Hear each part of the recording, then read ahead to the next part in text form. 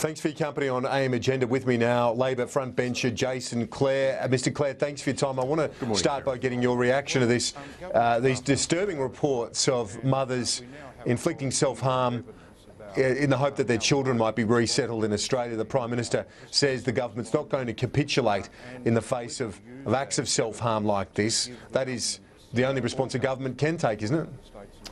Well, that is right. This is deeply worrying. I'd make 3 points. First, that people shouldn't threaten self-harm. Second, that people certainly shouldn't attempt self-harm. But thirdly, and very importantly, that the government has a responsibility to ensure the welfare and the safety of people in our care.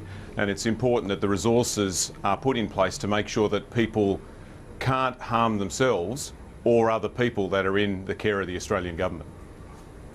So would you call on the government and Scott Morrison to step up the resources there to Christmas Island? What would you like to see happen? No, all I'm saying there is that it's the responsibility of government to make sure that people in our care can't hurt themselves or hurt other people. And I'm sure that the government is taking those steps. If they're not, they should. In terms of the response in a policy sense, Sarah Hanson-Young says that it's a symptom of a broken policy, of a policy that's too harsh. Tony Abbott is unrepentant. He's not going to change the policy one bit, and certainly not in the face of what he's described as moral blackmail. Well, Kieran, it's a tough policy. It's a tough policy for a reason, and that is to stop people dying at sea. We put in place the agreement with Papua New Guinea to stop people risking their lives at sea, to send the clear message that if you come to Australia by boat, then you'll be transferred and settled in Papua New Guinea. The purpose of that is to stop people risking their lives, and it has had a dramatic impact. But I stress the point again that for people in our care, whether they are on Christmas Island or on Manus Island in Papua New Guinea, we have a responsibility to ensure their welfare, and that must remain the government's priority.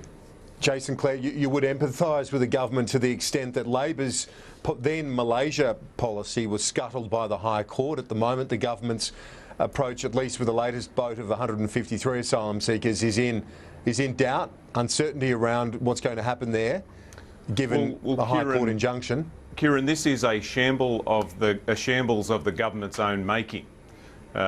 First, we weren't told what was going on. Now this has been extracted out of the government by the High Court. We now know that there is a boat that's in the contiguous zone. It was intercepted by Australian authorities 12 to 24 nautical miles off the Australian coast, and they're now floating in legal limbo.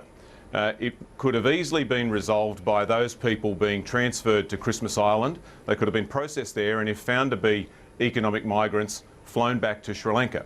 That's what we did in government, transferred more than 1,000 people back to Sri Lanka who were found not to be refugees but to be economic migrants. And the government could have adopted that course, but they've chosen not to do that for this specific reason, because they want to be able to stand up on TV every night and say no boats. If they did this processing on land, they wouldn't be able to say that anymore. So it's all about politics. I want to ask you about Shinzo Abe's visit and his speech yesterday. It was widely applauded, the speech, but it's not going to go down well in Beijing. Well, Australia has a very strong and good relationship with China, and as you saw yesterday, Australia has a very good and strong relationship with Japan as well.